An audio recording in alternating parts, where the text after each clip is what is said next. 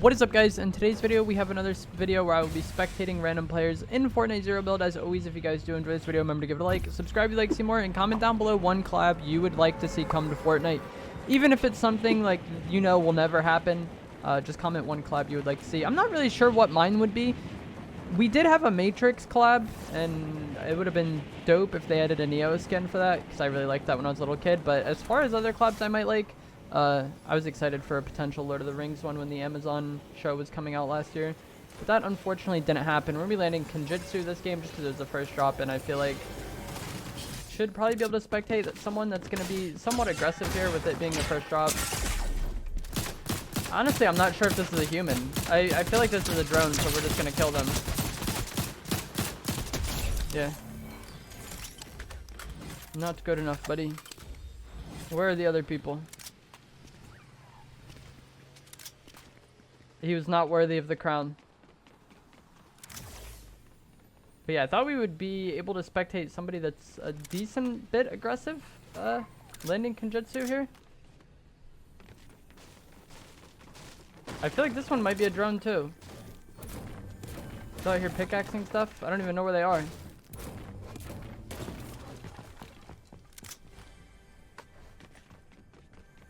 Bro, why is it always... The most difficult thing about filming these videos is just finding somebody to eliminate me. Thank you. Alright, let's get it. And we're on board with the collab skin. It's interesting that I called that out. We're on board with F Monter. Not sure what he's doing. I don't think he's sure either. He's reloading his weapon. Alright. But I wanted to come here because I thought it would be decently packed. We'd spectate someone that wants to play, decently aggressive. If they're hot dropping into Kenjutsu, likely to get a katana. We are on board with this player. They have 0 shield at this point. I think they're trying to find some minis. That way they could drink that first and then drink their big and hold their splashes is what I would assume. And they probably are somewhat safe to go for this because, it doesn't seem like there's many more players here. We were walking around for a while before we could find somebody to eliminate us. And one of the nice things about the gold zones is all of these drones that you kill, they drop heals as well. I think each drone drops a weapon and 2 healing items. So you're decently likely to get splashes from them, which is very, very nice. Always easy to get max splashes when you land at one of the gold zones. And in team game modes, that could be a big deal. It's not as big of a deal in solos because it's usually not that hard to get heals for solos. Or just like, just enough heals for just you. But in squads, everybody having splashes can be difficult to attain. So these gold locations can help with that. This place also has a lot of katana spawns, so everybody in your team should be able to get a katana. That healing aspect of the drones isn't as big of a deal as it used to be because we have the slurp juice this season that are just so incredibly good.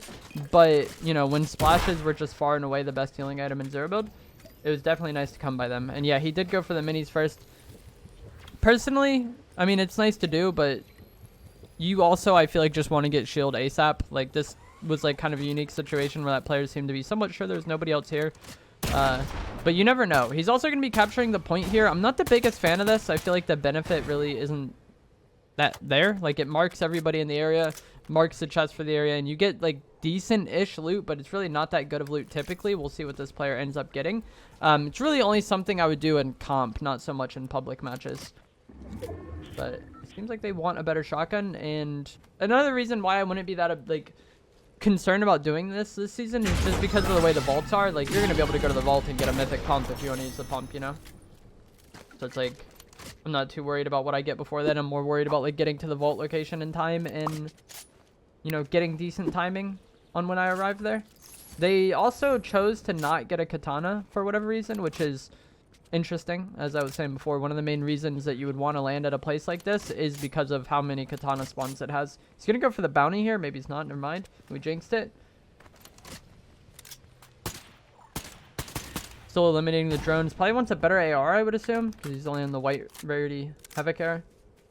But he could just go to Mega City and then get a mythic AR and a mythic pump. And if you're gonna use the Havoc AR, like, that would be a huge increase or a huge improvement to this player's loadout. I definitely think if you are someone that wants to snipe, having the Havoc AR is a good choice. It's a fine weapon. It's just the pullout time of it isn't the best to just be a straight up combo weapon, like going pump into that. But if you want to run the sniper, using the Havoc AR as your spray weapon and your kind of AR, I feel like is definitely a nice thing to do. And it does combo pretty well with the sniper because the Havoc AR is pretty It's like really, really good, honestly. Like that swap time is really the only thing holding it back. But its other main weakness would probably just be like extremely long range. But at those ranges, if you're carrying a sniper, that's when you're going to be using it anyway. So if you are someone that likes sniping, I would definitely recommend going for the Havoc AR instead of something like the Red Eye. Pulse Rifle can also be good once that ends up spawning into the game.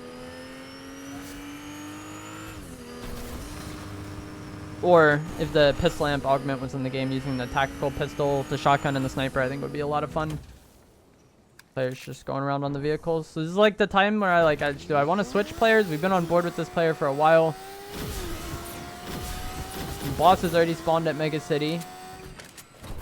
They don't have the fact that they don't have a katana is very surprising to me. Out here hitting the wheelies. I'm gonna be honest, I didn't even know you could do that. I like very rarely ride these, and if I do, it's for like a very short period of time. Does seem like he's going towards Mega City. He's got the new lock-on pistol. I don't think this weapon is good at all. The main kind of benefits of having it that I've seen outlined from people in my comments have been like checking bushes or trees with it, and then maybe locking onto someone who's using ODM gear to get away from you if you struggle to hit people that are using ODM gear. I don't personally, but like the benefits of this pistol are not that great. I think that's a good thing though. I feel like if you're gonna have a weapon that locks on, it's very hard to balance that, you know? Like it's either gonna be too good or it's gonna be bad. I feel like it's not really possible to have that weapon be balanced because it literally aims for you. And I say that as a controller player. No one has eliminated the boss here yet, so like you can see on the minimap the boss with the key card. That means the boss is still alive. If the boss had been eliminated, it would just be the key card there if it was on the ground, or there would be a red key card if somebody was currently holding it. So even if you're not necessarily interested in going to the vault POIs, looking at that on the map can like give you a decent bit of information about what's going on. Like even if you weren't concerned about the vault, you could probably safely somewhat assume that Mega City isn't really populated at the moment, or whatever vault location you're going to, since they made it to where they show on the map like that.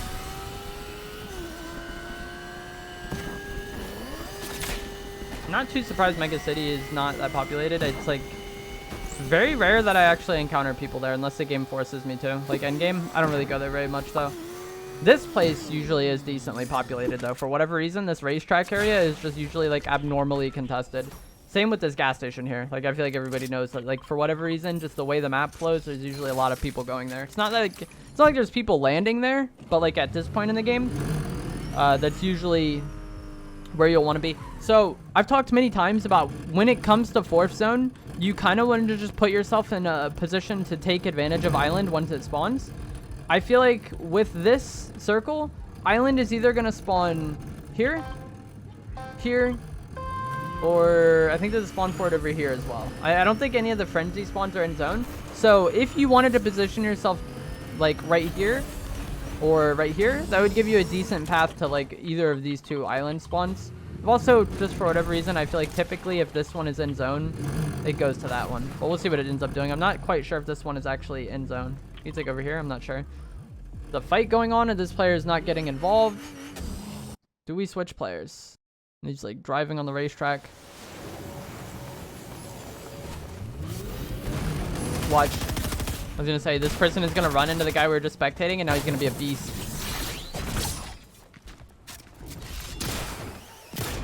I'm not really sure what either of these players are attempting to do.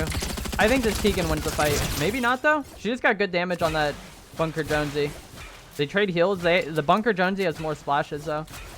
But I think this is definitely a winnable fight for the Tegan. They have a purple Maven. The fact that they're not dead already implies that this Bunker Jonesy isn't the best, but he does end up getting the kill, and that's one of the nice things about the pump. Like, there's just one shot is all it takes to really change the tides of a fight. And in a situation like that, where they're not really having a prolonged fight, you know, that Bunker Jonesy was playing a right shoulder peek on that doorway, and then when the Tegan was on top of the gas station, he positioned himself here so he couldn't really be seen. You really minimize the advantages of the higher fire rate shotgun by doing that. Oh no. I don't think this is what he meant to do. I think that was just a total accident. Like, I think he messed up swapping. That would have been a kill for sure, I think, if he was able to pull out his SMG there. Unless maybe he was going for, like, a melee with the ODM gear, but I don't think that makes the most sense there. Like, the melee on the ODM gear is very good, but in that situation, once you've already hit a good pump shot, just swap to the SMG. spray him out, and you get the kill. And he is fighting the player that we were initially spectating. Of course, when I switch off of him, he ends up pushing this Bunker Jonesy. I do like how that Bunker Jonesy initially played the fight versus the Tegan, though. Like, they put themselves in a situation where the pump was always going to be the ideal shotgun with how they played that doorway, and then also how they played their low ground. And they ended up able to get the kill. And I think that is one thing that players can struggle with the pump. Like I said, island spawns over there. Oh, it is like right where I pinked. But if you just like run out, if you make every fight just like a 50-50, then sure, the pump isn't going to be good. But if you kind of use cover to minimize the 50-50 nature of it, to like reduce how much that lower fire rate matters, then the pump is just always going to be the better shotgun, I think. And that's why in build mode, the pump has always been the most popular, because like just the way build fights play out and box fights play out, just the pump fits that very well, and you don't really benefit from like the high fire rate of the shotgun as much. Very traditional loadout on this player. Pump, SMG, AR. Personally, I prefer the twin mag over the P90, but this is what it is. And you saw right there, that's the player we were initially spectating. He took the ODM gear off that player, but had he taken a katana and Kenjutsu, he probably just kills this Bunker Jonesy earlier. When the Bunker Jonesy got to like the... It won't let me open my map. When the Bunker Jonesy got over to like the coolers over here, I think he was at like 12 HP, and the player we were initially spectating was on gas. I think if that player has a katana, they could chase, and then they just easily get that kill. But because they opted to not take a katana early on, the Bunker Jonesy was able to heal and reset the fight, and then they end up just, you know, pretty much easily dispatching that first player we're on board with. This player's low in heals. If I was them, I definitely would be inclined to go for the island. I think whether or not you want to use the pulse rifle, you know, remove that from the equation. Just getting the refresh on slurps this late into the game can be really, really nice. We'll see what they do, though. It doesn't seem like they're going for it at all, which is fine. It's not like you need to do it to win, but if I'm in this player's shoes right now, I want those slurp juices. It's going to be a Mega City endgame, probably, I would imagine. I feel like anytime it can go Mega City, it does. Or it'll end out in the water or something. It's like this... I'm not a huge fan of this place for endgame, because Mega City for endgame is obviously... It's very difficult to get anything done with how many buildings there are and how many different like levels to the building there are. And then obviously the water isn't ideal either.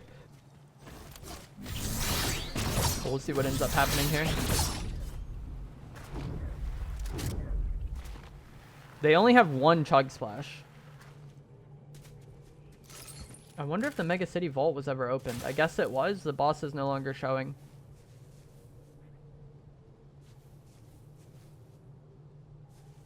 But that would even be a decent risk for this player to maybe go for the Mega City Vault if it hadn't been opened yet. And like, I feel like there's like two different ways to look at this. Some players play to maximize how deep they make it in the game, and they think the deeper they make it into the game, the more likely they are to win. And there is some validity to that, obviously. Like, you need to make it deep into the game to win. But I kind of look at things like I want to have what I want to have late into the game, and that's why I'm talking about this player's heals. Like, if he gets into a scuffed situation, and let's just say he gets the kill, but he's left weak, and for whatever reason the player he eliminated also didn't have heals, then it's going to be difficult for him to get back in the game with only one chug splash. And this is probably going to be that. This player has double slurps, pulse rifle, pump. But like, let's say even if this player didn't, like, let's just say they had no heals for whatever reason, or if they reset the fight. Like, let's say they traded damage initially, this player runs to the zip line and then zips down, they can heal, whereas like the player we're on board with only has one chug splash, they can't really heal. And like, just not having heals limits you so much. So personally, I think it's worth risking your life to get the heals, and this player gets sniped. GG's. That player seemed like a good player, but the heavy sniper, anybody can kill anybody if the bullet's in the right spot. But what I was going to say is, like, the heals just allow you to play the game more, so I would rather risk my life trying to get heals than die because I have no heals because I was, like, sitting in a bush, you know? And those slurp juices are a great healing item, but it just doesn't matter versus the sniper. That's unfortunate. I think that player that we were just on board with, they seemed like a good player, just with how they fought the Bunker Jonesy we were watching. their movement, the fact that they had the pulse rifle, so they were clearly, you know, being decisive in the game, going to the island, risking it to get that like good weapon and the refresh on slurps. But it doesn't matter. There's a player to this guy's bottom left. He probably did see it, but he just wants to get high ground here, which is a good play. And that's just how this season goes. Anybody can kill anybody with a well-timed flame shot. Oh, they do. They have the augment as well for multiple bullets. Like, you have to respect the sniper. Unfortunately. Like, obviously, the snipers are a part of the game and they're going to be good, but, like, how much they warp the game is kind of crazy sometimes. But I'm sure if you guys play zero builds, like, you all know what I'm saying. You let your guard down for a second and it's over. 4 players remain. One of the changes they made this week... Oh, shoot. I wanted to talk about one of the changes they made this week to the zones, because they changed zones again this week. I think on, like, Wednesday or something like that. This should be a kill. This player did pop a slurp, though, so anytime they can buy in this fight benefits them. Nice. Okay. But they changed zones 6 and 7 this week. They've had partial zones like this all season, but now it's like 50-50. I want to say it was like 90-10 in terms of like 90% of the zone would be what's already in zone, and 10% would be kind of what's out of zone. But now it's more like 50-50, where half of it's going to be in, half of it's going to be out. And if you're someone that's playing in these situations, it can be advantageous to get to what's in early and hold the rest of the lobby. But you have to keep in mind that everybody else is going to be focusing you. So if all you do is care about winning, usually the best play is going to be to get to what's in beforehand. So like get to this part in, and then as this part rotates like and becomes playable, getting to that building would be so nice. 2 players remain though. I think this player should be able to win this game easily. It's going to be hard for that Aaron or that Attack on Titan player to pressure this. Like, he's going to have to trade damage on the pulse, yeah. This player made a good play. A lot of players would just, like, be concerned about the fact that they're weak and not peek. But he knows that that player has to launch pad there or just take storm. So it's a win-win for the player we're on board with. They have a slurp ticking. They can just look him, shoot him, like, once or twice with the pulse. And that, like, really, really impacts that Attack on Titan character's game. They might have a slurp ticking, too. Storm is not hitting for an insignificant amount of damage here. But like I was saying before, so like this Kenjutsu building wasn't in zone. And so if you get there early, just as it's getting into the playable area, you can know that you're like the only one controlling it typically. And usually when use that to win the game. This lobby is a little more dead, so it doesn't matter as much. And it's like the same thing with this zone too. Like this part might get hopped on by several people if the lobby is more lively. So if you're there, you have to be aware of that. Like, you can't get tunnel vision on 1 kill if you're already in the safe area. You kind of make yourself a huge target. And it's not bad to rotate early and get there. You just kind of have to do so knowingly. I think in a game like this that's more dead, it's definitely advantageous to. But in a really, really populated lobby, it might be somewhat beneficial to rotate a little bit later. It's all situational, unfortunately. Like, I have people ask me a lot of questions about this game, and, like, seemingly they want one specific rule of like, yeah, you just do this every time, but that just doesn't, it's not how the game works. I feel like the most important skill in a BR, and on top of fighting, obviously, is just going to be situational decision making, because really that's what BRs come down to. You know, every game is different. Every fight can be different in terms of like what it starts, the like factors it starts under. Every zone can be different. Every end game can be different. Oh, they're dead here. Unfortunate for them. But yeah, every game is different. So like situational decision making is the most important skill. And that was not the best situational decision making, just out there in the open. That player has like a very nice piece of cover on that ledge in terms of like how the mountain was. Like this player that got the kill just has an easy time with that. And so it's really hard for the player we're on board with to win the game. I thought they were going to win, though, to be honest. It seemed like they were going to. This player, I assume they had slurps or something like that, and that kind of shows the power of the slurp juice. Like I was talking about earlier in the game. Like, this player, I feel like, should have been dead. Like, they were so weak. But they were able to live in Storm for, like, a really long time. This slurp pop was good, I think. A lot of people probably wouldn't do it there because they don't want to waste it. But we're going into moving zone, and it's going to be a 1v1. He might as well be at the most HP that he's going to be at to give himself the best chance to win that fight. And so not only is he going to be 100 now, but he's also going to have the slurp taking if the fight happens right this second. No. Oh, wow. He got that kill.